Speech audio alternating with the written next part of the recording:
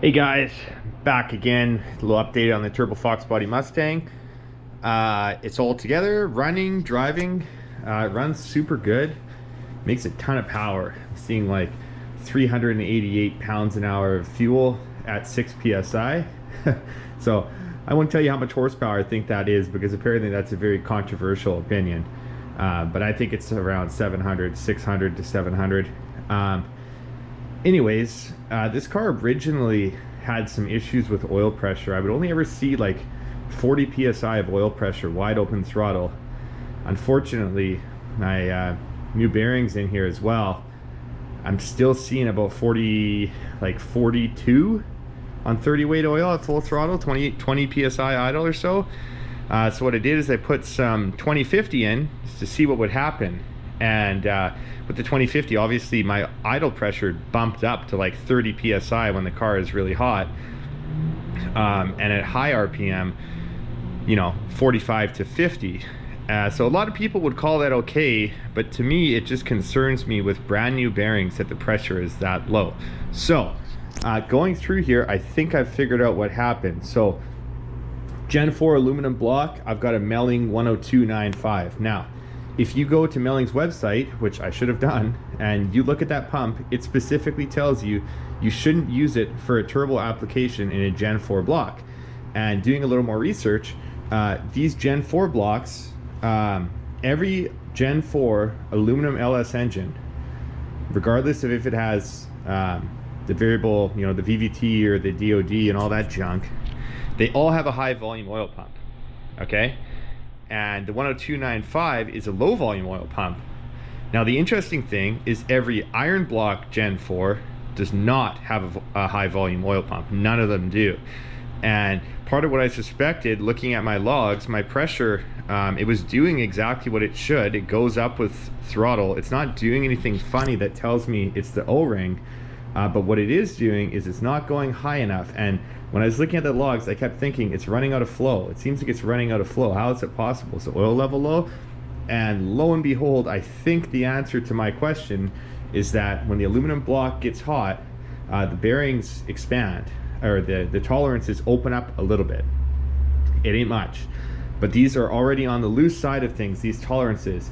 And then when you add up that I have the turbo on here now, and I don't have the high volume oil pump, I think that's the answer. So unfortunately, I'm gonna have to take the oil pump out of this car, which sucks because I have so much junk in here. But it's the middle of January.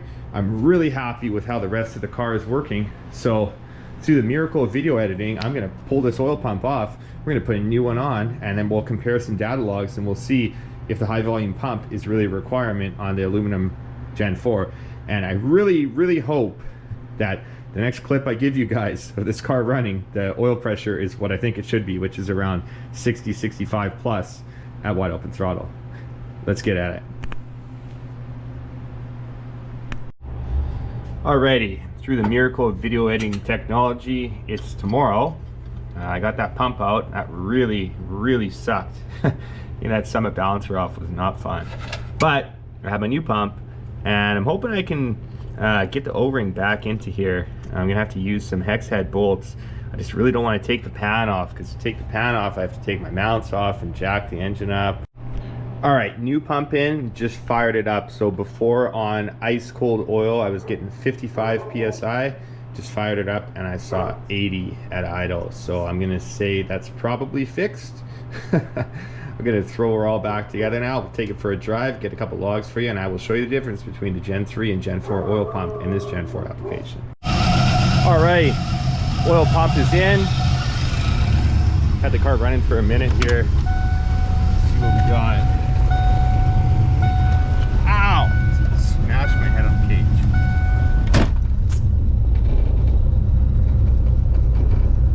Here we go. 79 psi, cold start. You will notice my air fuel is all over the map. Something we learned on this car is you actually can't trust the air fuel in the 5-inch downpipe.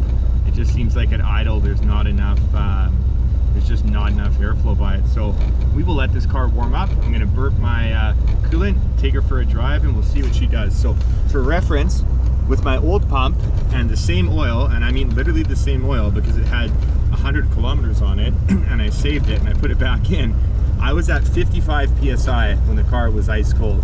The car is slightly warmed up and we're already still near 80 PSI. So this is a much better result so far, and let's hope that things are still good when it's warm.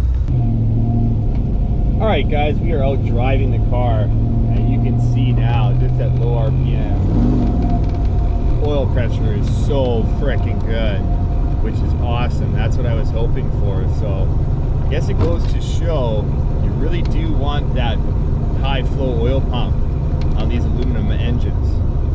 So you can see here, just barely down, like 900 RPM, something like that. It just is perfect. As soon as I get into the gas a little bit, you can see how much better it is. This exhaust, by the way, is fantastic. Just driving around the car right now, you can hardly even hear this car running. You hear the creaks and bumps more than anything on it.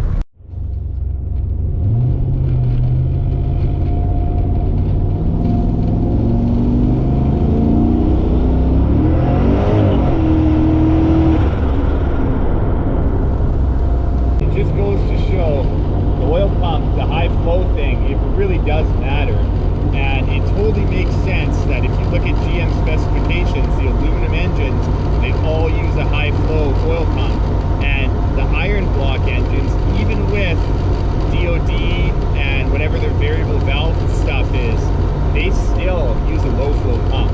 So hopefully this helps you guys out. It's obviously when the engine gets hot, the tolerances are loosening up. I've never seen this much oil pressure in this car since I've had it. So I am super stoked on this. And the 10355 melling, that is your pump for these engines. So that is that for the video. I'm super happy with my ridiculously high oil pressure now, which means this car is going to get some CO2 in the bottle, and I'm going to start cranking up the boost on it here. So the goal is to get it onto the dyno in the next month and a half, 2 months, but I'm feeling super good about it now. Thanks for checking out the channel. We'll see you on the next one.